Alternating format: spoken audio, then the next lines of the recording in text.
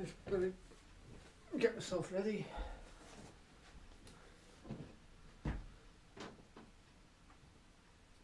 And that cap, keeps your head warm, doesn't it? Lets the rain run off your face so it doesn't go in your eyes all the time. Yeah, exactly. As well. But now it's getting towards the important moment in the race. Yeah, hopefully we'll start to see some attacks come in soon. I think if a couple of teams want to make it hard, like Italy, I think they're going to have to do more than just ride, because I don't think the riders, the domestics, are getting a bit tired now, so I think a couple of riders are going to have to start attacking if they want to make it harder for Nibali. So 195 kilometres covered. The two leaders go over the top in 5 hours, 19 minutes and 8 seconds. Now it's the Italians who start to set the tempo again on the front, with Switzerland lining up behind. They've ridden really well in the last hour or so. We're seeing now the Danish riders moving up, and I think it was Fuglsang who just moved up to the front of the race. Not even talked changed, about earlier on today as a possible rider who can finish on the podium, because he's very, very strong and he's riding an intelligent race. He moves right up to the front, sitting in the 3rd or 4th row at the front of this peloton. And as we now wait for them to go over the top, as we see again, a very, very clever Paolini. Just when he needs bit to, of a rush. to the front again. I'm sure Change. Paolini, have to look at him. He won't have Must a have bottle, gone or minutes he'll have ago. just one bottle on his bike. Might Yeah, be. one bottle. He's a rider that looks very much into this. He's always got one bottle on his bike, or if it's a downhill, he'll have 2 bottles on his bike. He's really? yeah, very much so. He doesn't want to carry a half a kilo bottle at a time, so he'll get rid of it for sure. But he'll take another bottle to give him some weight, go downhill. On a long downhill, yeah, for sure. See, there's all these little things that we don't know, that people think about. So there's all this still going on in your mind, just to think, right, give me a little bit of an advantage against over your competition. Yeah, exactly. Look at shoes on. Paolini is probably one of the best people for that as well. The detail he looks into is incredible. Looking down then, here we are, there's Cancellara as he puts his hat back on, getting himself ready for action. The Swiss have ridden well today, they're surrounding him. He's not isolated in any way whatsoever. They're riding very well, they've still got 4 riders up there. This is Brown, who was originally in the break, heading towards the top of the climb yet again. And for a lot of riders, this is one of the last races they'll ride this season. Some of them will ride Lombardia next weekend around Lake Como. Some of them will go to China. There's one other big criterium in Japan at the end of the season. Aside from that, riders are pretty much finishing, aren't they? So this is one big push.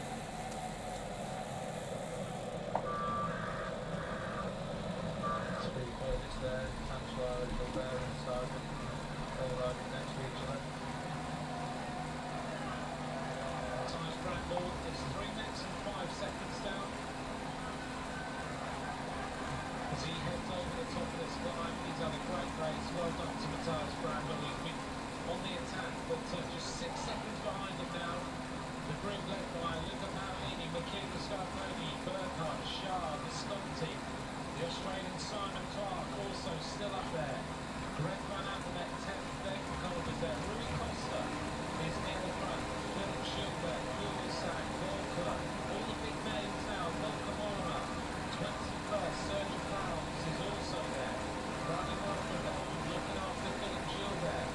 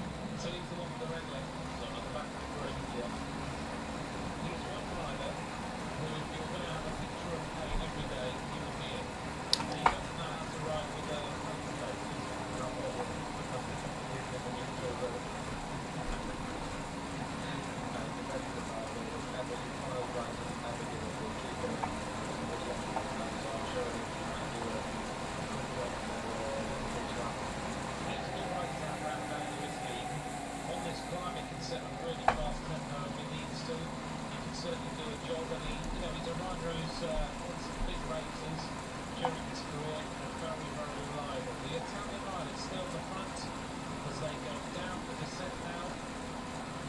And I don't think this situation will change too much until we get into the last few laps of this race. Another rider who's in here that I haven't mentioned at all, who I've just noticed is in that group, is Flobecq of Poland. And he's a big climber, but he's just been sneaking into that group, and we haven't mentioned him at all. Hainaut, Petersky, is the Latvian, Tiago Machado of Portugal, Maxwell Parisian of Canada. All those riders are still in there. We mention them now and then, but not too many riders now that we are not noticing. One other rider is Magdalenas of Mexico, Wilkinson of Sweden is also in there.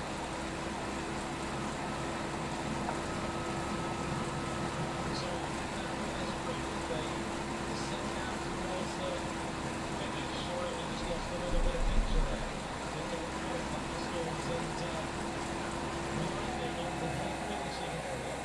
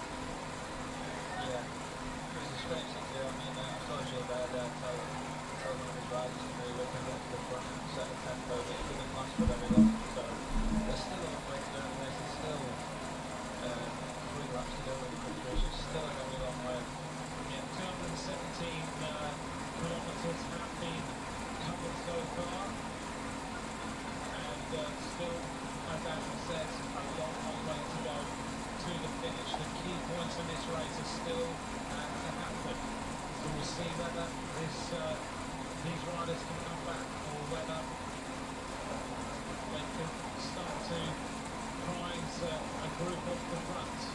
Maybe riders will come up to them.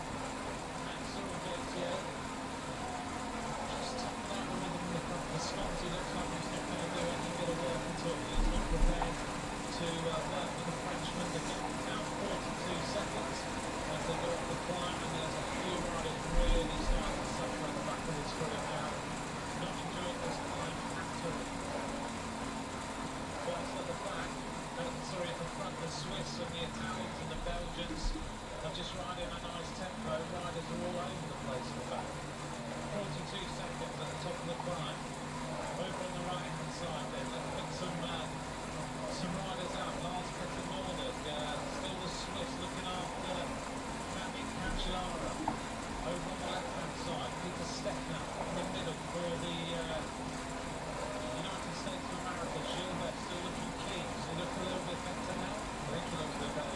The difference between everyone might be able to tell that when we talk about the four fields, he's good with this distance and comes very strong in it, so he's got the drive from sounds ridiculous driving himself into a race at 270 kilometres, but probably he's doing just right. Is he the sort of rider who is around for 4 hours and decides to go and do another loop with it? Yeah, but it's just like riding, it just keeps going. He's unbelievable. Really haven't seen many riders drop from this group for quite a while. You know, we're not seeing any real massive thinning down of this peloton. But over the next 3 laps, I'm pretty sure we will. That's 48 kilometres left. Yeah, I'm sure it's still a long way to go. I mean, man, this everyone is a very bad circuit, but we've not really seen any big attacks from any big riders yet, so there's not been any urgency in the group there, so that's probably why we're still the riders in there. So I'm sure there's only, I don't know, 10 riders maybe capable of putting a really good last attack from that group, not a full riders in the back. See the sunshine down the right is shining, and as you come through that right hand there, you're on really wet road. It's very, very shiny, and then suddenly you're into a blaze of sunshine. Yeah, I don't think that'll be too much of a problem with the lots of the screen at the more than the rise. I was talking to Chris Bournemouth yesterday, and he said he was never scared of it, so he had a dive shot just at the top. So Visconti is sprinting his way up this little rise, and he's putting Cyril Gautier in a little bit of trouble. I think the other races that we've seen over the weekend so far is that they all come out of that front corner just before that little time with a lot of speed, and now with this race, there's no speed there, so straight out of the bottom corner they have to sprint at that time, which can bring the whole of the place to attack for the riders on that side now, so people like me and there who might attack and then they'll not get somewhere, or something that you might love because you're really sure sprint with that deadline and jump on the day for it, so just Around this course, so on the training day, when we were in a car, we looked at the climbs, and a couple of us said that little climb could be the springboard for the win, in the men's race particularly.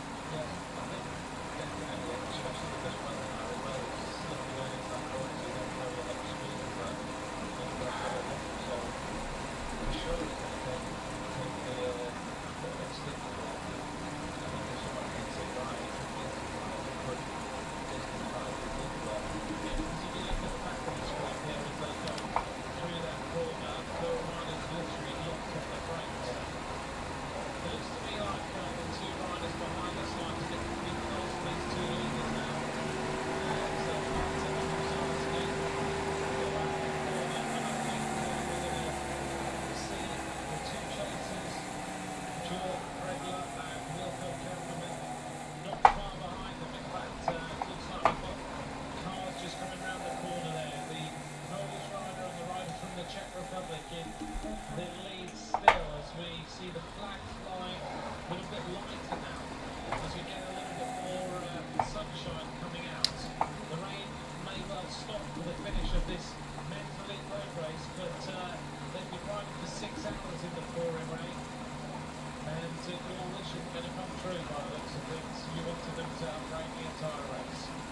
Yeah, but I think the rain has done its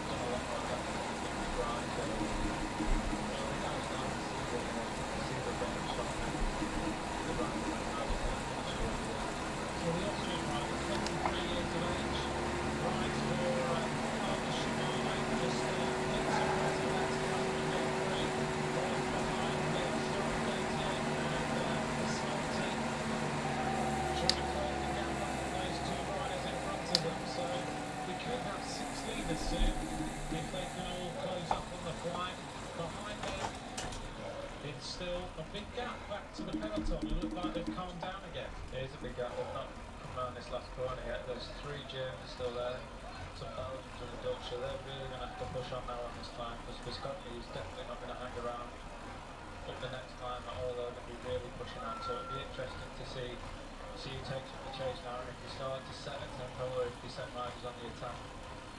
Well, George Preidler is a rider who has won in his career the Giro della Toscana in this area, so he is a rider who knows some of these roads.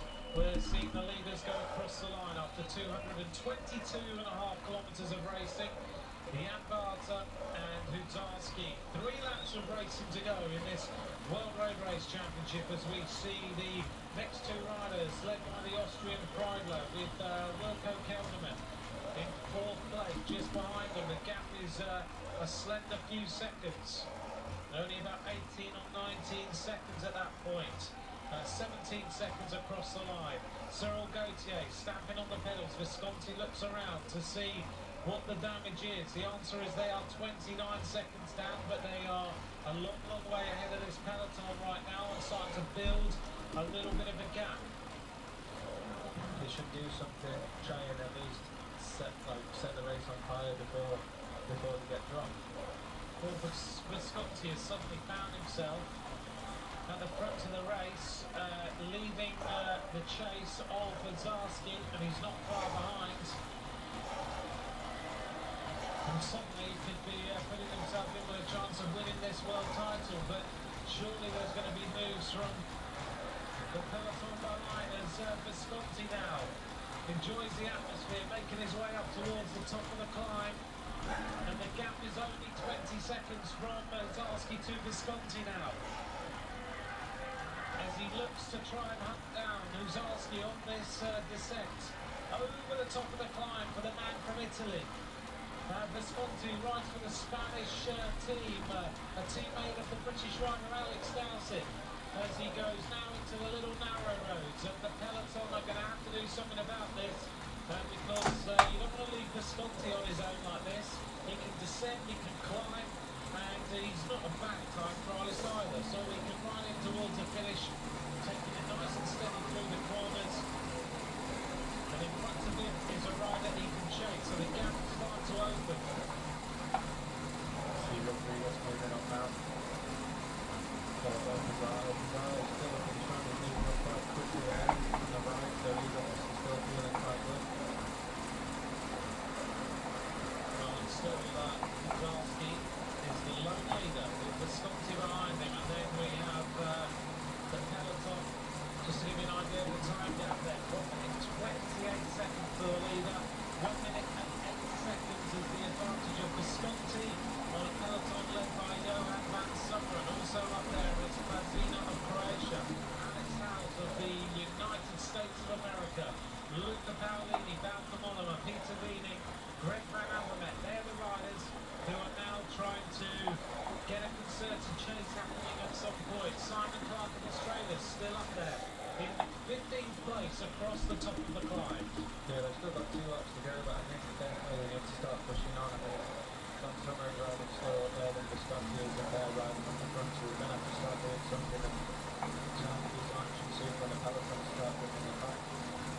One driver we haven't mentioned for a little while is the cyclocross specialist, Zdeněk Stybar, who is also still in that group. He's 23rd across the top of the climb that time. Valverde, we haven't mentioned for ages since he went to the front and stopped. He's 25th across the top of the climb. So still loads of big names here, but they're all looking at each other now. As Zarski goes down to the second, gap is now 18 seconds to the attack of Visconti, who is visibly riding quicker than Zarski. And when he gets down to the base of this descent onto the steeper little climb, I think we'll see Visconti come back very, very fast. Definitely, and I think they'll go going very fast as well. I think they want to try and get out of sight to worry the peloton a bit, so I think we'll try and see him really pushing on that short climb to try and get out of sight of this peloton. I'm just wondering what is going to be the Italians right now in that group, because there's not too many of them left in that chasing group, and all the work has been done, and then they've just left Stockholm and Nibali in the group, which should be positioned to be in, I guess, if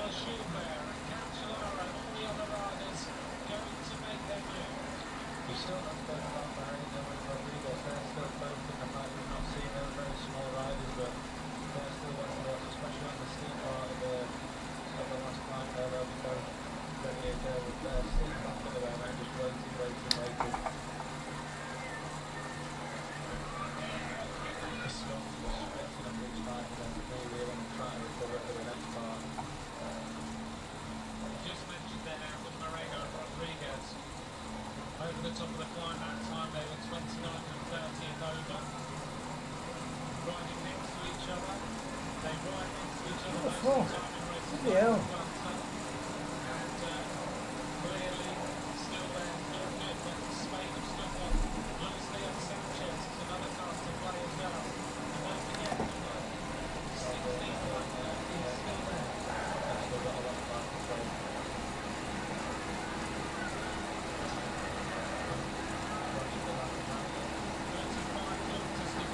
Oh, I would say, if I'll do like 4 watts a kilo a day, they're serving the past to me.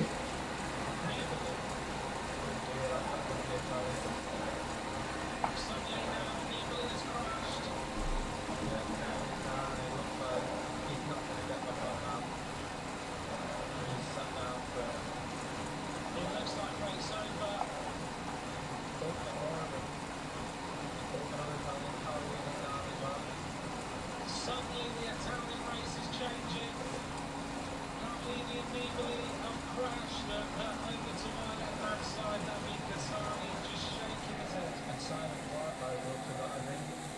Simon Clark as well, who came off with Paolini there. Going hard and Flobecq trying to get back on. To get back on, so a few riders have been distanced there by that crash. So the biggest news there, the Italians have done everything right, but any moment now, then, that looks sore. He's back on, but I don't think he's getting back on. Just see Paolini on the right, still sat down there. Nibali is, I think that's it, game over for him. yeah, the numbers are ripped all over the place. There's hardly got any front of his shorts left, so he clearly went face first, didn't he, on the descent. And now there are riders everywhere as they try to get back on. What a race. What we said, I think, about an hour and a half, 2 hours ago, the Italians always get it absolutely right, and then something happens. And that was it. That's not good at all.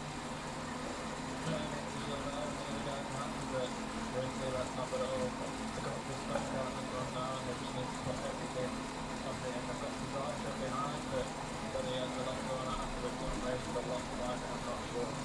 Well, you can imagine now, any moment you're going to see a Skoda car come flying through this gap when he gets the chance to do so, and you're going to see the cricket paddock Martini lean out of the car, and he's going to be telling Visconti, the race is all about you now, you're going to have to go, because suddenly the plan of the Italians, which has been orchestrated to perfection, has all gone wrong.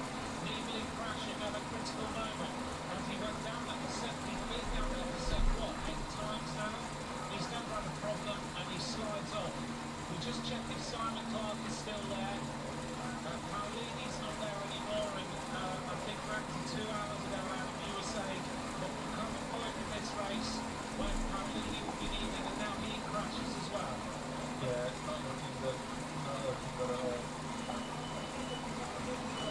So here we go. 239 kilometres of racing. 2 laps to go in the World Championship. It's 12 for the first lap. Nibali is winding it down for the peloton, are only 15 seconds ahead of him. I'm sure he's going to get back on board on this line, but he's taking too much out of it, I'm not sure. Here he is now, using the true car.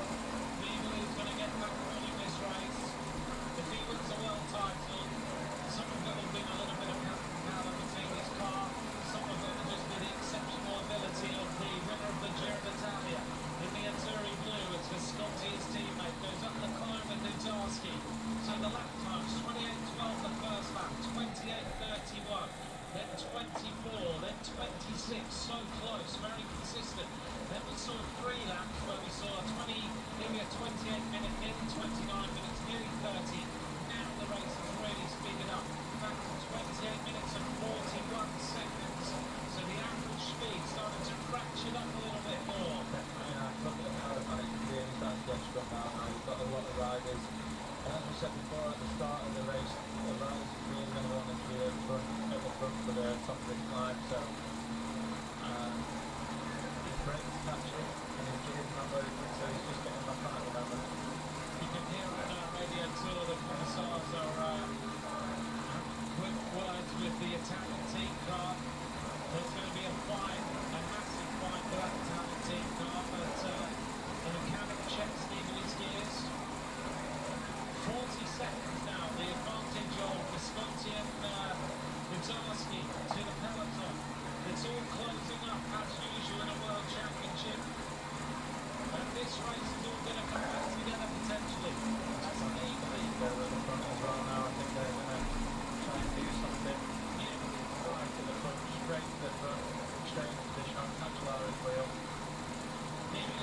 adrenaline at the moment, I think.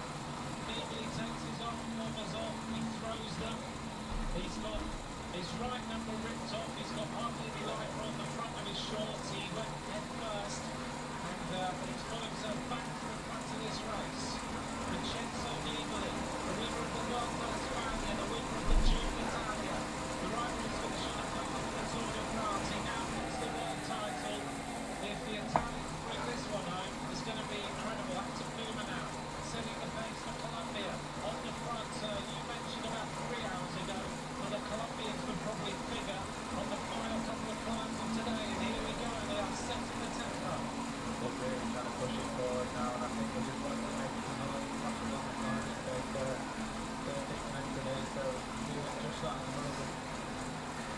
So as we make our way up the climb again, thanks very much to all of you for joining us for our entire coverage of the World Championships. This is the final couple of laps as the sun comes out finally on the backs of these riders. Alongside me in the commentary box, Adam Blythe of BMC, a teammate of Tour Hishop, a teammate of Philip Gilbert, and many of the other riders who are in this group right now. He's been giving us the analysis of what's been going on and pretty much nailed it all the way through. 12 seconds now, the advantage. Couple of riders getting got there from Belgium, and that last line been back and back from Germany, just getting distance a little bit. So this is definitely on right now. The Colombia rider pushing hard, bring those two back. It's down to 9 seconds now, so I think they're just going to go straight past it. And it wouldn't surprise me to see an attack from someone from like a Colombia maybe. Just as important actually. The catch is about to be made. I think on the Aerobrody I told that Black is getting dropped. I'm not so sure about that, but certainly is this tactic there on the front for Colombia, setting the tempo, just still in the end. Here is Visconti and Uzarski. Visconti goes to the front. On the wheel is Rui Costa, behind him is Philip Gilbert. Valverde on the wheel of Gilbert, over on the right hand side, I think it's Peter Wiening. So it's looking like the favourites are making their way up towards the front. It is Sagan sitting really comfortably. Rui Costa, Gilbert. Following him is Valverde. Following him is Lars Petter Nordic wearing 172. Over on the left-hand side now for the Netherlands is number 48 moving up now from Mollema. Looking strong as he moves up on the left-hand side to try and take up some position. Over 7 hours of racing. Okay, so 5,500 metres of climbing yesterday.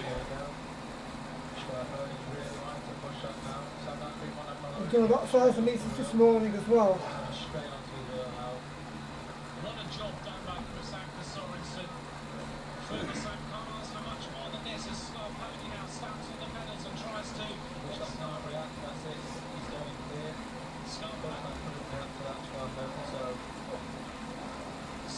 So yeah, the effort feels hard. It's Carlos Alberto Betancourt who's trying But I'm so bloody tired. Oh, my legs are so tired that it's really painful to sit in the saddle at the moment.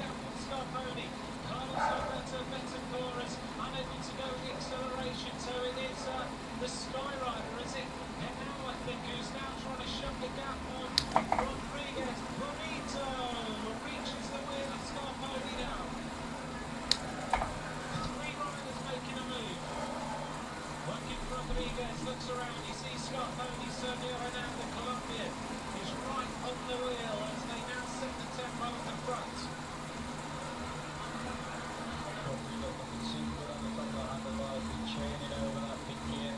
Nibali's reacting with Nolan Hogg just behind, but Nibali's trying to get across the Rodriguez now. Well, let's see if they can make it. So outside, Alvarez just behind. let's see the front of the race. There we are. Rodriguez, who's just riding a bit of a tempo now. Scarponi on the wheel. Rodriguez is playing with them at the moment. He just looks around. Nibali is there. Here comes Valverde on the right-hand side of the screen. He makes the wheel as well. So it's Scarponi, Nibali. Also up there is Rui Costa. He could be a big, big danger man today. Where is Gilbert? Cancellara not there. Valverde makes the wheel. And now sprinting up to the wheel comes Lars Petter Nordic of Norway. There's about 8 riders going clear now on this climb.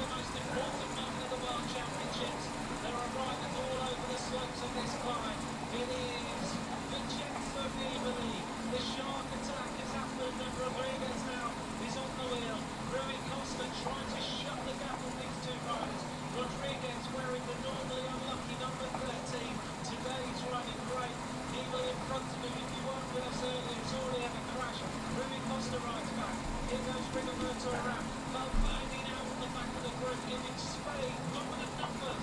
In the leading group, Valverde makes the junction. And now we get really pushing on him, really trying to win on this long route down. He doesn't want Valverde to get on, but he's really pushing on. Here he goes now. There's two on top of this line now.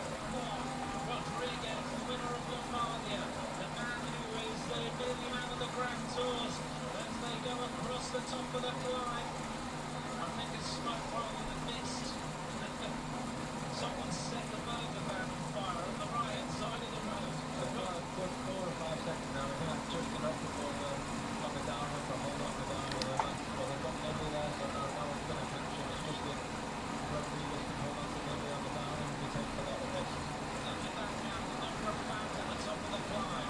It is Van and Fernando da Costa and Valverde are trying to get back in contact with. The gap is 5 seconds, which is the same gap that we've seen in other races, which is good enough to win this race. Over the top, there's Valverde, 16 seconds in corner. If you're right back side, the car goes over the top at 22 seconds. And 20 seconds, sorry, in that place for Wallonia. Followed by Belgium there. David Fredo in 11th, Geschke, Winsky, Bishop, Pizabini, and Matti Baterski. So now it's about these two riders making their way all the way down to the 7th, taking the victory. It's going to be all about this next line. I think someone can make it hard. Someone can back up in the next line and get a roll down there. But it's hard to make it back. Look at the 7 hours of racing now. It's really tired.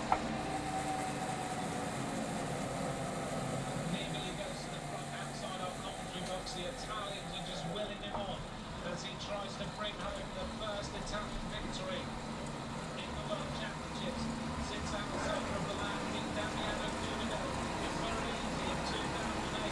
Before then it was Paolo Bettini with back-to-back victories in Salzburg in Germany, Cipollini, Brugge, Monglies, Argentin, Moser, Gimondi, Basco, Agoni, Martini, Coppi, Vinda, Guerra. They're the winners of the Italian World Championships.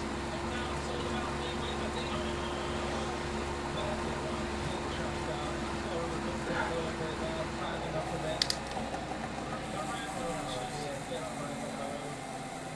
Rigoberto around crashes spectacularly just as he caught the leaders. Rigoberto around, who has finished in the silver medal, here's the crash. Just over quick turn there and nowhere to go. Luckily, most of that impact was on the grass. It could have been a lot worse if he hit the curb harder. Rigoberto around's race is over. All riders now in the lead as they go flying down the descent. And we said you have to take risks to win a world title, but you don't overcome it. It looks like Rodriguez gets like Nibali now, which is interesting. I didn't expect that to happen at all. Rodriguez is descending like a stone now. He's the shortest rider of the group, but somehow Rodriguez is finding a little bit more acceleration. Maybe the fact that Nibali's had that crash is making him a little bit more cautious. Just like a nonsense time in there. Valverde's in a great position here. All they have to do is sit back and let the cheap trade. He looks around and says to Valverde, do some work, and the answer is no. Rui Costa shakes his head. He's going to be quite happy to just sit there and see if it comes back. So Rodriguez turns right. He goes flying downhill. Lorito is going for gold. He wants the World Championship bands. He's such an exciting bike rider. Now he's going to turn left. He's going to get onto the terrain that is faster than any other rider in the world, pretty much. Rodriguez is going to go onto this climb, and if he can give himself 5 or 6 seconds at the top, then the World Championship is going to go to Spain. Nibali now has to shut the gap on his own. Further up the road, here goes Joaquim Rodriguez, the winner last year of Lombardia in the terrible weather conditions. We said earlier on today that he won in the thunderstorms and the rain. Somehow he was the only rider who was able to attack and go over the final climb of the day down to the sim and take the victory. Rodriguez looks fantastic here as he time trials away. He's not the fastest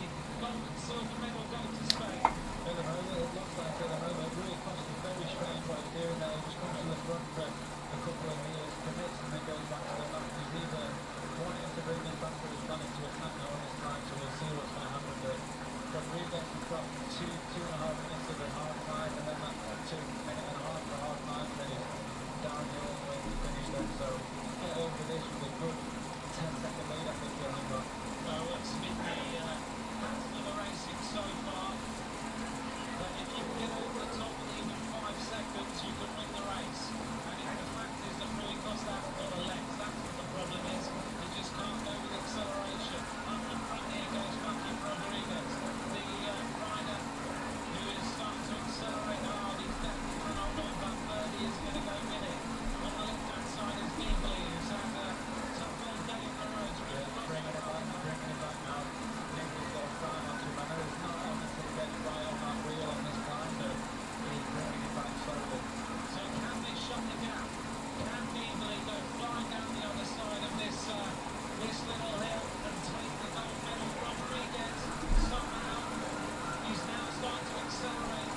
He really suffered up that bit of the climb, which is a big surprise. He's the hardest down the climb. If he can stay away with the ones on the other side, but this is the hardest part of the climb. If he can get over this and accelerate just around this corner.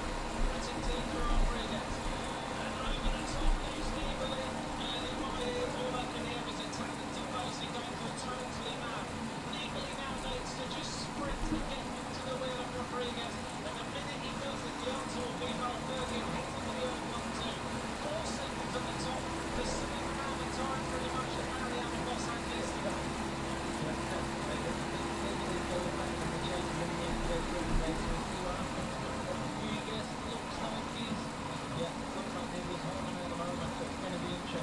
This is going to be a stunning run into the finish of this World Championship. These riders have been on the road for 7 hours and 20 minutes, and suddenly they're going to close it. Nibali is almost on the wheel of Rodriguez, and is Rui Costa going to take the victory? Because he's right on the wheel, and he's not done any work. The last time we saw a Spanish winner of the World Championship was Oscar Freire in 2004. Is Valverde going to take it? It's going to be closing off the gap. See if Valverde now is a strong sprinter. He might want to wait for the sprint, though. Valverde really should be sat in the back and just not constant with Nibali either way.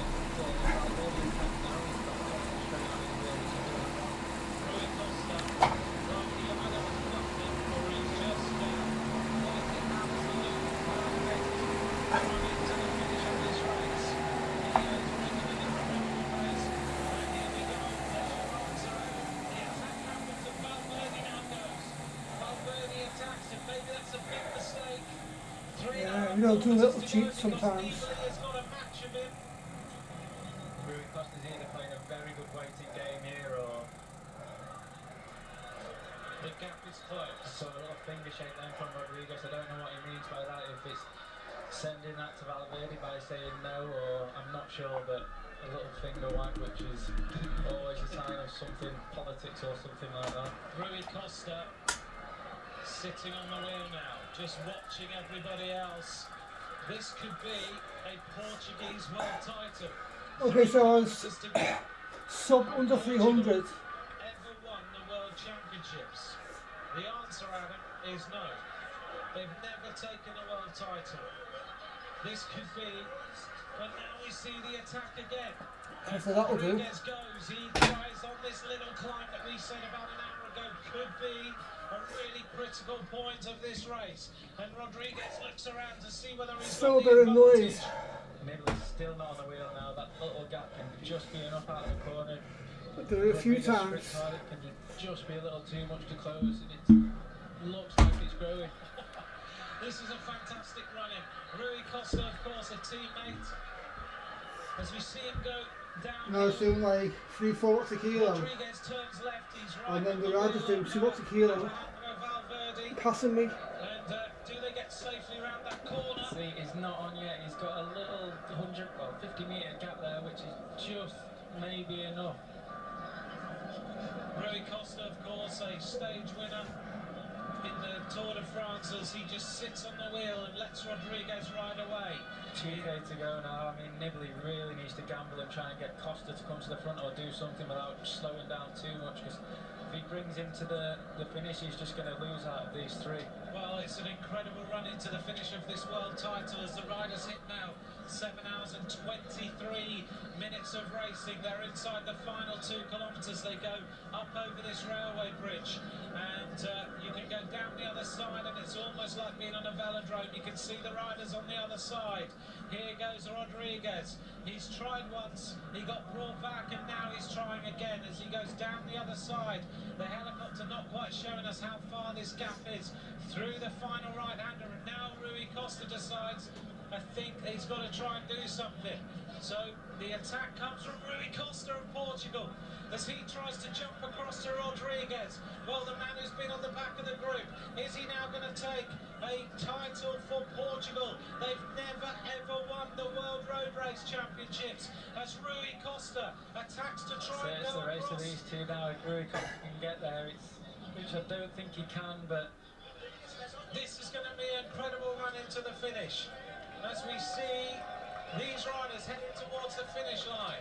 It is going to be a pursuit between Rui Costa and Joaquim Rodriguez as they head towards the finish line. Who's going to take this victory? This is an incredible run into the finish of this World Championship. Here we go. Who's going to take it now? It's going to be Rodriguez, who's just ahead of Rui Costa, who is riding him down. He is desperately trying to get on the wheel of the little Spaniard Perito. Rui Costa looks behind him.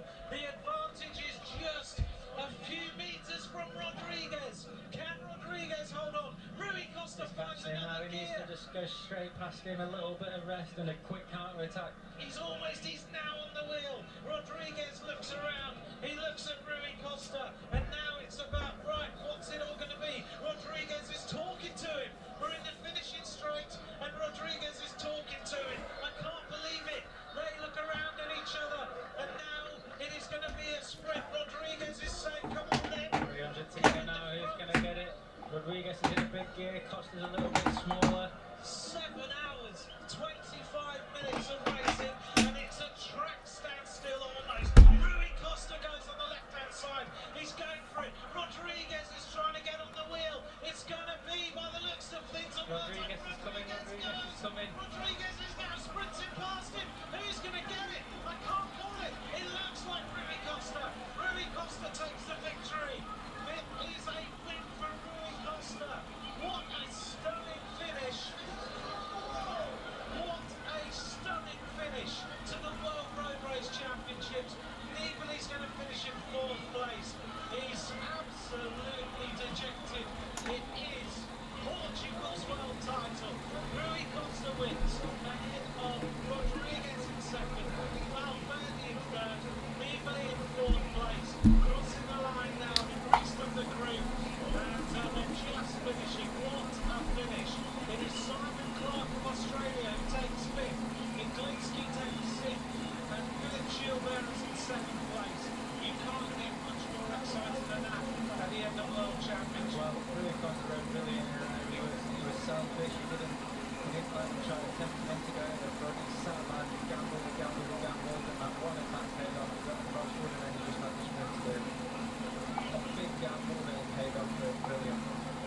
Well, sometimes that pro bike riders say that you have to be prepared to lose a bike race to win a bike race. So he played the ultimate gamble. He just waited and waited, and then when it mattered, he even was able to sit and talk to Rodriguez in the finishing straight.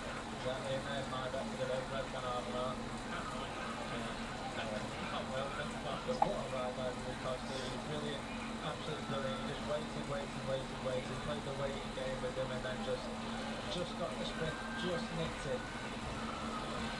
Rodriguez nearly got him in the line, but Rui Costa takes the World Championship. 7 hours, 25 minutes and 44 seconds of racing. An average speed of 36.6 kilometres an hour. They were 16 seconds ahead of Valverde and Nibali at the finish.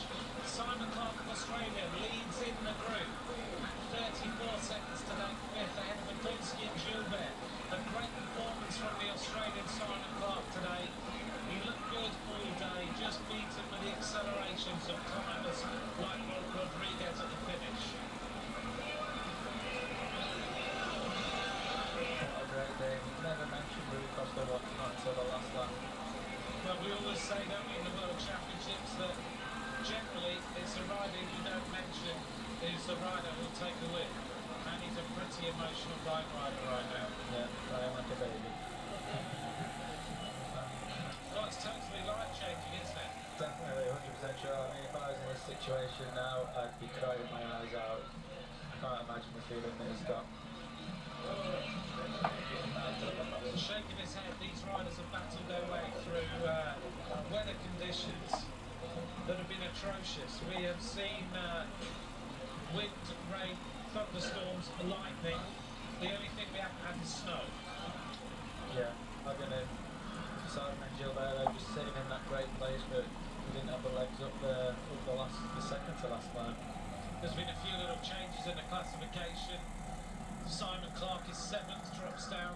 They've just amended a couple of the bits of the results. It's Sagan who's in 6th and Grifko in 5th as they went across the line. Cancellara didn't even figure. We didn't see an attack from Cancellara. Rui Costa, who has signed from Movistar to Lampre Merida for 2014.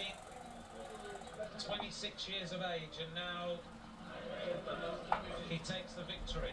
The biggest win of his career. He's won Tour de France stages, but the world title is a massive win. The biggest in your career, no matter what you win, I think. You now add your name onto a list which goes back to 1927 when Alfredo Binder won the World Championship in the Nuremberg Ring in Germany. Right, we're going to turn our attention then to the podium presentation of today's 2013 World Road Race Championship.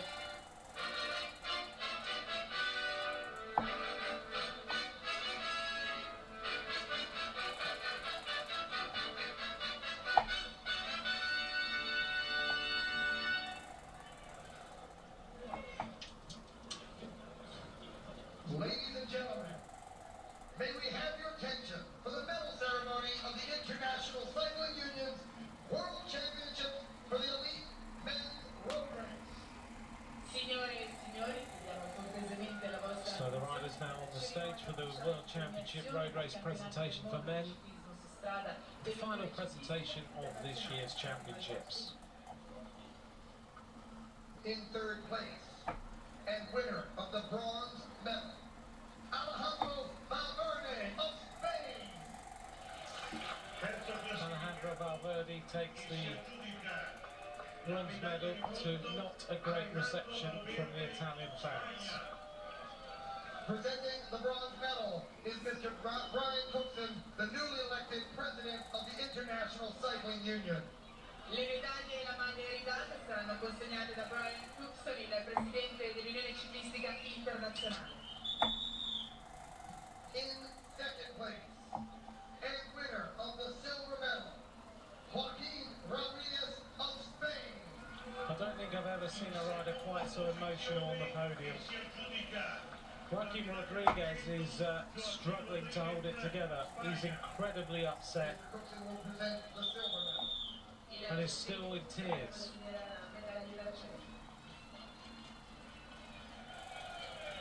In first place, He's still crying on the winner of podium. the gold medal, You have to feel for that man. the rainbow jersey as the new world champion, Rui Alberto Hernandez da Costa of Portugal. Rui Costa is the world champion. Joaquin Rodriguez alongside him is crying his eyes out. And I don't think Rodriguez and Valverde are best of friends right now either. Mr. Cookson presents the rainbow jersey and Doesn't look like it, does it? No. Which is a shame. You never want that to happen in your team, to have two riders like that. will be presented by Not getting on with each other. Graziano Del Rio, Minister of Sport and Regional Affairs. I don't think I've ever seen a bike rider quite so upset on the podium. He is absolutely gutted. Yeah, he is. Joaquin Rodriguez, I think when this national anthem comes on, he's going to cry his eyes out.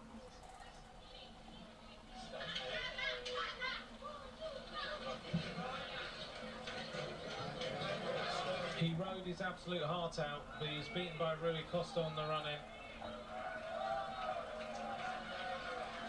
The tears in the eyes of Joaquim Rodriguez.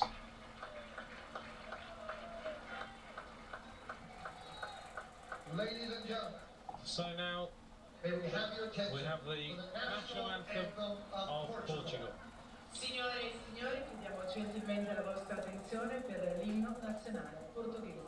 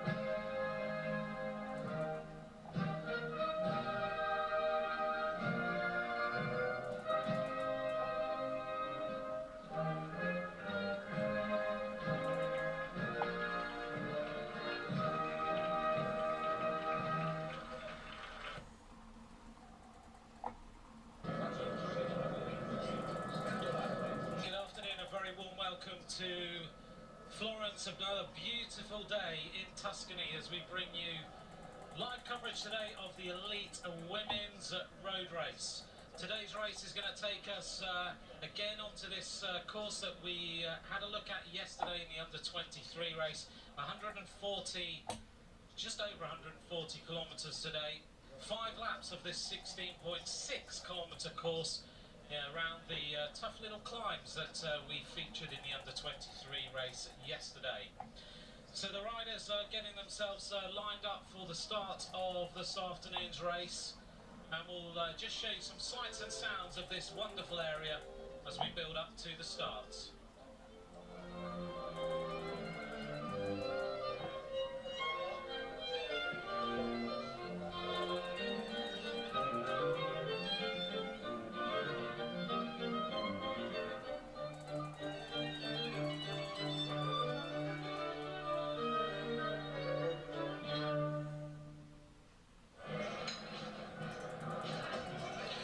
So here we are with the sign-on of the riders as they get themselves prepared for today's race.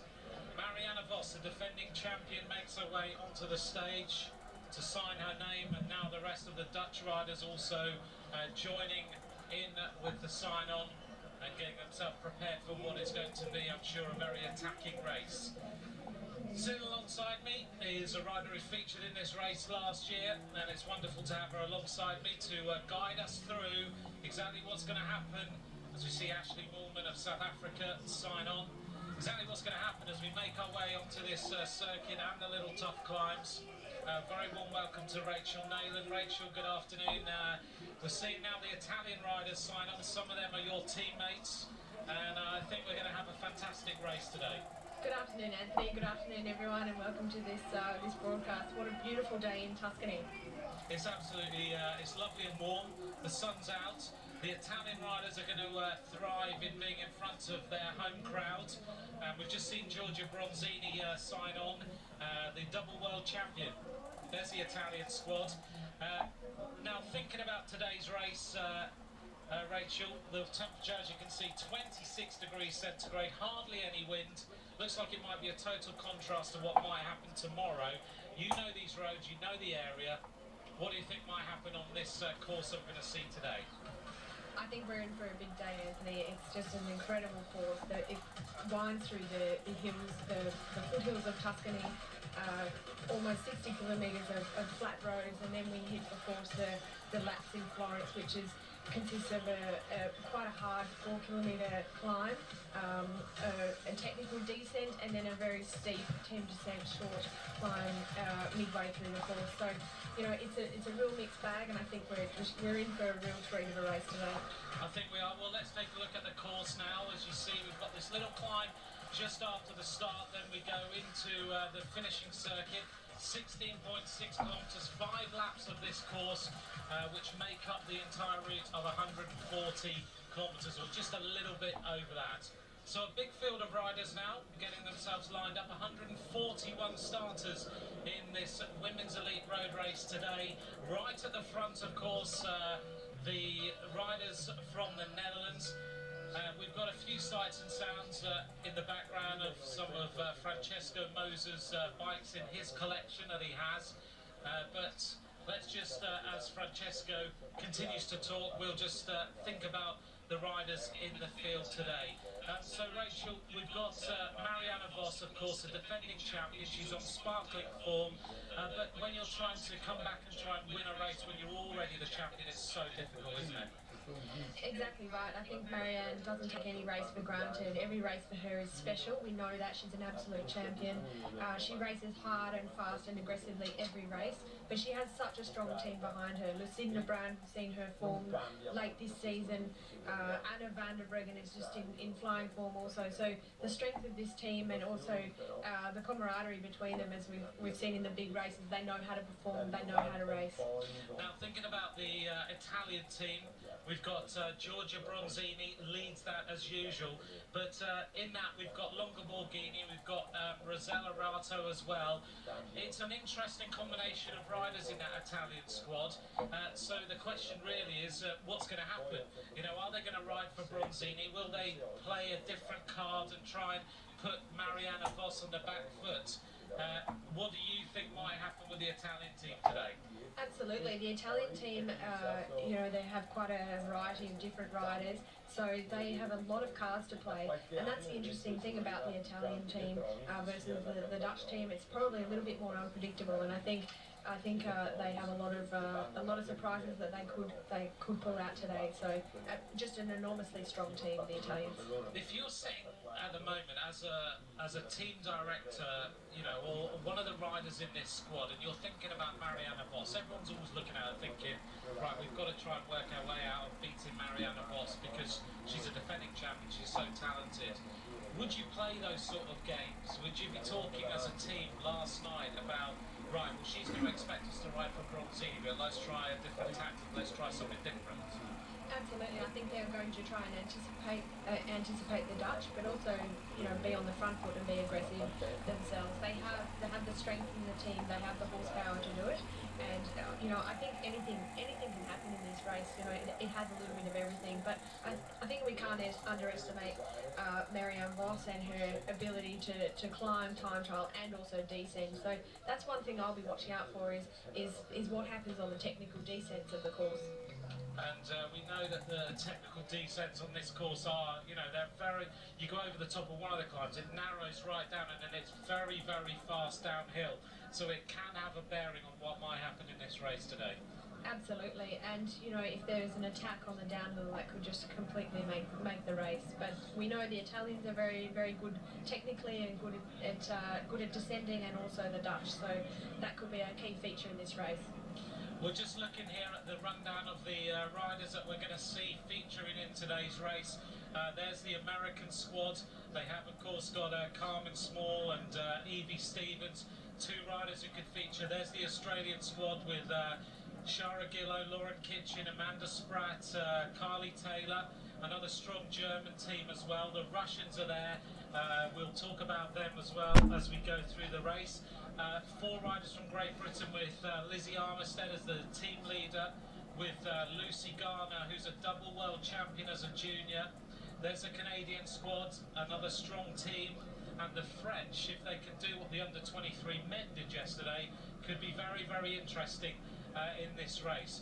Then we get down to the rundown of nations that don't have quite so many riders taking part in today's race. The New Zealanders with Emily Collins and Joanne Kiesanowski, also Linda Phillipson, who always features in these races as well, who was really disappointed a couple of days ago with yet again not finishing in the gold medal position in the individual time trial. So Linda Phillipson, I'm sure, will have the bit between her teeth today and will be trying to come back and take a gold medal if she possibly can. She might feature in this race, particularly if she can get herself in a bit of a breakaway, because she was a winner of a stage just a few weeks ago in a stage race where she just time trialled away and took a lot of minutes. She's not likely to be allowed to do that today, but you just never know. So that's the makeup of the 141 riders in the field.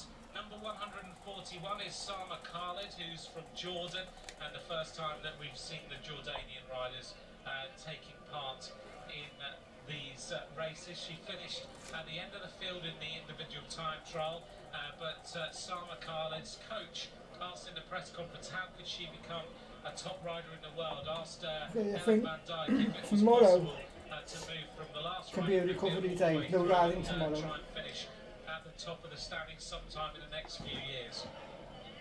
So very, very warm, a little bit of reflective atmosphere on the start line for these riders as they get focused, get ready for 140 kilometres of racing. It's a 57-kilometre run-in to the centre of Firenze. Then we have the 5 laps of 16.6 kilometres that the riders face. And we're lucky today in that we get to see the entire race, so you'll get to see all the attacks, you'll get to see everything that happens, you'll get to see which countries are in the moves, who's struggling, who's making the attacks, and exactly what's happening on the entire race, on the running, all the way to the finish. So Rachel, we're just about to get started. The Dutch riders on the front as the team who've got the defending champion. Start of a race, always nervous for riders, isn't it? Everyone has their own way of dealing with the nerves before the start. Absolutely. This is one of the most nerve-wracking parts of the race, just minutes before the start. Obviously last year was my first World Championship, so I've only got one to remember, that it was an incredibly surreal feeling lining up in the green and gold, and I think all of these women right now will be feeling very patriotic about representing their country.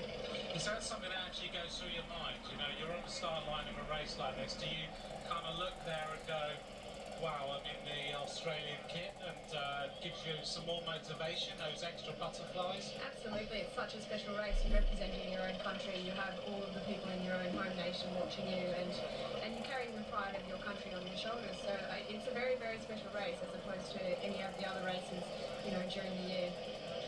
So the Dutch riders there with Marianne Vos, Lucinda Brandt, Loes Koenig, Amy Peters, Anna van der Breggen, Ellen Van Dijk, who's already won the World Championship in the time trial, Annemiek van Vleuten and Kirsten Wald. It's a really strong team to back up Marianne Vos, isn't it? Absolutely. I don't think I've seen such a strong Dutch team on paper. All of these girls have results to their own name this season, and I think they're all behind Marianne 100%, and then, you know, they're going to race aggressively. They're very, very smart racers, and you know, but I think we can't underestimate the Italians, the United States of America, the Australians. Obviously, I'm a little bit partial to the Australians, and wishing them all the best of luck today. And you know, of course, the Germans and the Russians and the Great British. But you know, anything can happen on a one-day race, a World Championship. There's a lot of nerves involved. There's a lot of, you know, people are just ready to go out and absolutely empty the tank. There are a lot of special things that come into racing a World Championship, and it's a race like no other. No, and tell me about the preparation as we just actually see the riders go off the start line now. The Dutch riders leading the peloton of 141 riders now out of the start.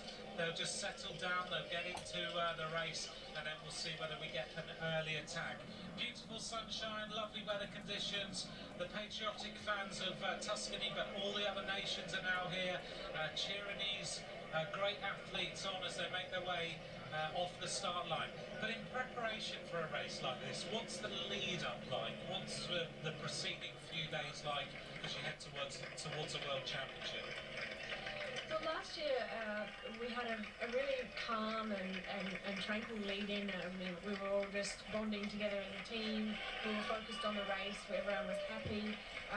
You know, just trying not to get too nervous. You know, doing some course reconnaissance, but basically just trying to stay calm and relaxed and confident, and you know, and a lot of mental preparation as well as the physical preparation. Our way past the airport, and it's not long now until we head our way right into the city. And don't forget to take note of the beautiful Tuscan hills here. I mean, it's an incredibly stunning area to ride and to train, and you know, it's one of the reasons why I call it my European home. The hills of Lucca are just incredible. You know, you have such a variety of different climbs, short climbs, long climbs, good weather, good food, good people, such a welcoming cycling community. And this is the first time that the World Championships have ever been held in Tuscany, so it's a very, very special thing for Italy to have a World Championships, but it's an incredibly, even more special thing for a World Championships to be held in Tuscany. And I know all of the locals in Lucca and in my neighbourhood are very proud and excited to show the rest of the world how beautiful Toscana is. It is absolutely beautiful. You know, many people say, oh, I'd love to go to Tuscany. I've heard it's beautiful, but you get the chance on these television pictures to just see the architecture, the hills, the roads, and I think it will motivate many, many people to come to this area. I've been lucky enough, you live here, I've been lucky enough to come here on a few occasions in the last 2 years with the Giro d'Italia and you know, other races, and you do fall in love with the place.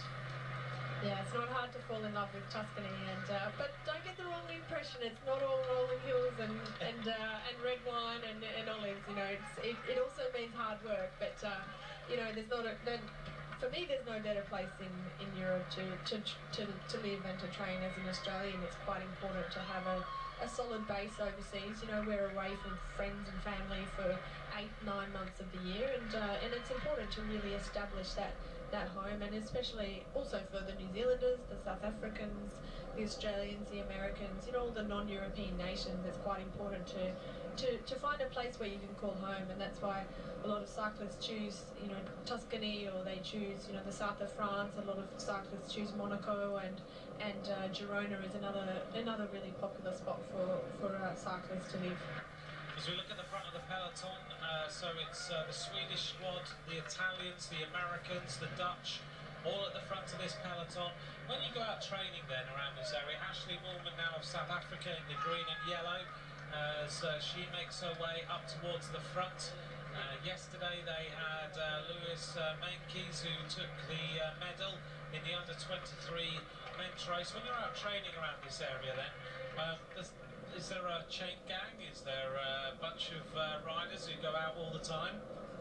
There's lots of bunches. I mean, the average level of the amateur rider here is actually quite remarkably strong. So you can find a bunch of any different level that you like. But there are a small bunch of professionals. A lot of Danish guys, the Flobecq guys, a lot of the BMC guys live in Tuscany. So I quite like training with the men. Obviously, it makes for harder training and tougher roads. So I quite enjoy getting out amongst with those guys. So in your normal peloton, when you're out training around here, who are you riding alongside? As I said, often the Flobecq guys, some of the BMC guys. There's the young Australian Jay McCarthy and Sam Spokes, who live in Lucca as well, and lucky enough to have a base at the SRM base at the SRM Italia business in Lucca. So I've got, you know, quite a good little support network there, and quite a good family, and you know, people to enjoy my professional cycling life with. So yeah, it's fantastic. Sam Spokes, my new adopted favourite rider in the peloton, purely because he's got the best cycling name you could ever have. Absolutely, Sam is a great guy, and he's had a fantastic year so far this year. We talked about him a lot yesterday. So he's he's a new adopted favourite name in the pelotons. How can you not with Sam Spoke for the name? Exactly. We've just seen Lauren Kitchen there, setting the tempo on the front as we make our way in towards the centre. The crowds are getting bigger and bigger all the time now as we head down towards the river and we get onto the long straight roads into the centre of the city. And now we're getting very, very close to the centre of Florence, as you can see on the horizon. The Duomo, which dominates the skyline. The Ponte Vecchio, which we're going to race past in a few minutes' time. The tourists all will come off that very famous bridge and make their way to the roadside to cheer these riders on. And there is a big, big crowd all the way around this course now. On the right-hand side of the peloton come the Australians as they look to set the tempo at the front. And noticeably, as the helicopter hovers alongside the elite women's road race, the pace is starting to ratchet up all the time, and purely, as Rachel's been talking about, by this washing machine effect of riders who are just trying to get to the front, and that by that happening, it means that the pace is going up all the time. Right now you have to be careful because you have to get to the front, and if you lose concentration, then you'll be back with the team cars behind you in no time. I think that's why we haven't seen too many large attacks, Anthony, is because simply the pace has just been really quite high. You know, we're almost onto the finishing onto the main part of the circuits, and you know, and we've only been racing just over an hour, so the pace has been quite high, and I think that's probably the reason why there's been no breakaway established. Yeah, no one's able to get any sort of gap. Anyone who's managed to accelerate has not had the ability to even open up a gap of more than a couple of seconds before they've been reeled back in. As we look down from the helicopter on the city as they turn left and right into a little bit more of a technical section over one of the main roads, and then they'll head in towards the kind of slammed area before they make their way down back onto the banks of the river and then race into this finishing circuit, which they'll complete 5 times, the main part of this World Championship circuit along the railway now. And still a long, long line of riders now. The peloton having gone from very wide roads to one long line. And now the pace is certainly very, very high at the front of this race. And it looks to me like we've got a number of nations who are keen to keep the tempo high. It's Sweden, the United States of America, Germany also represented up towards the front, and they want to keep it in one long line all the way through the finish line.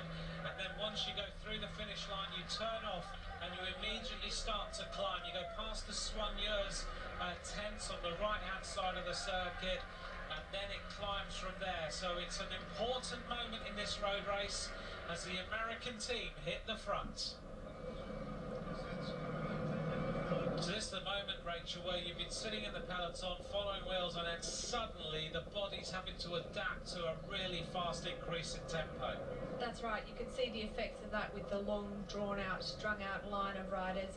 And this especially happens when you have a lot of corners, a really high pace with three riders or 4 riders from the same team, as you can see, the Americans on the front driving it into the base of the first climb. So along the banks of the Hainaut River, the Americans towards the front, looking back down the peloton, a few riders just grappling for wheels as we now approach the famous bridge across the Hainaut River, the Ponte Vecchio, with the tourists walking around the centre there. They'll be looking across and thinking, God, there's a peloton of riders approaching. And that is absolutely beautiful, Florence. It is. How can you have a better setting for a World Championships? This is absolutely gorgeous scenery. It is totally stunning, isn't it? The bridges across the river, the sun's out, and the peloton, having enjoyed the banks of the river, will now turn left. They'll go into the centre, and as you can see, the Tuscans have come out in their throngs to stand by the roadside, 3 or 4 deep round that corner. And when we get in towards the area around the Duomo, you'll have all the cafes, the restaurants, all the tourists will be out, And you'll now start to hear the noise, and the Italians will get the ultimate buzz round here. They'll want to ride near the front as the Americans set the tempo on the front of this peloton. Looks like Evie Stevens has moved up towards the front. Carmen Small leads the way through the left-hand turn. The British riders also up towards the front with Lucy Garner and Lizzie Armitstead looking after the interests of Great Britain. Linda Willemsen is also up the front as well for New Zealand, so she's surfed her way through. Here we are, wait for this. This is the backdrop to the Tuscan World Championships. The riders now making their way through this paved area. The birds fly across right on cue as well. And there's the Duomo. What a magnificent setting for a Road Worlds.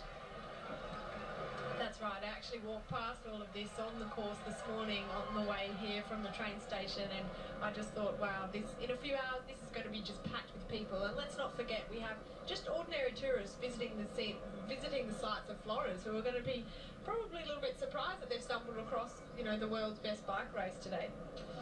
They'll have their plan. This is where we head up over this railway bridge. Just trying to get used to the circuit. And then you turn round, turn left, go downhill, and then you're back in towards the finishing area to complete this lap. So we are on to longer straight roads, and this group of around about 44 riders are getting to the end of the first lap of this course. Number 71 on the back there is the French rider Edwin Patel. The French squad made up of riders in particular. They've got Christelle Ferrier-Bruno, who's a good cyclocross rider. Aude Bianic is also in there, as is Audrey Corden, who went on the attack a little while earlier. 1 kilometre to go then to complete this lap, and we have a little attack starting to happen. One of the Belgian riders just testing the pressure again to see whether they can get the move going. It is the Swiss rider is having to do all the work and shut the gap. And still, we've had no big attack. No one able to take any massive amount of time. It's all about a wearing down process in this World Championship road race. The riders then making their way up this finishing straight to complete the lap again, and it's going to be interesting to see whether the laps speed up. We're around about just after 4:05 in the afternoon, and the first riders across the line will be one of the Belgian riders, and still it is the United States of America who set the tempo behind as this first rider heads up towards the completion of this lap. Will be the first rider across the line, and then we'll see how big this peloton is and who is setting the tempo at the front. So the first rider then heading up towards the completion of this first 16.6 kilometres on this finishing circuit. All the cars in front with the neutral service wheels and bikes on them, but it's now for the first time the first little gap that we've had, and it is the Belgian rider who leads across the line that time, and that is Eike Polspol, who is the leader. Behind are the Americans leading the peloton again and setting the tempo. There they go, past the completion of that lap, and it's a very, very small group of riders who set the tempo. The interesting thing about this point of the race is that with such a small group of riders at the front, a lot of girls are, you know, they don't have their full set of teammates, so they're really going to be looking to the bigger nations like Italy and the Dutch to really start making the moves. So Polspol of Belgium going on the attack now, and will try and get to the base of the climb with a little bit of a lead. Going well and setting a nice tempo. Don't forget you can join us on Twitter, hashtag Toscana 2013, and if you are getting inspired by listening to the comments of Rachel Nayland, she's at Rach Nayland on Twitter. Follow her through the winter and into her season next year, as we see the rider on the front pulse bolt setting a nice tempo. Looks like it's got a lovely fluid pedalling style, and going up past the soigneurs on the side of the road, who are now starting to hand bottles out. No musettes getting handed up by the looks of things. It's all about just fluids right now, getting some fluids, some electrolytes into the body. That's right, it's very, very warm. It's probably about 27 degrees out there. There's not a lot of shade on this course either, so with such a hard and fast start to the race, all the girls are going to be looking to get fluids on board. Most of the time in women's races, we don't tend to eat sandwiches or bars, and it's quite hard to really chew. And all of our races are really full gas from the start, so we don't have that lull where we sit up and let the breakaway go away. And as you can see, especially in a one-day race, it's really hard and fast from the start. So it's not always that easy to chew and take on real food. So the choice of nutrition in women's racing is more towards gels and sugars and electrolyte drinks. When you get towards this area, right, in the World Championships, where you've got all the soigneurs on the right-hand side as you ride up to them, and you're looking for bottles and all that sort of thing, it's chaos. That's right. You have to really signal and use your voice to move over to the side, and make sure that you're over there. If you need a bottle, you make sure you're over there in good time, so that you're not cutting off riders and trying to make any sudden moves, because it can get quite dangerous at the feed zone. But importantly, you need to make sure that you get a bottle when you need to, because that can make or break it.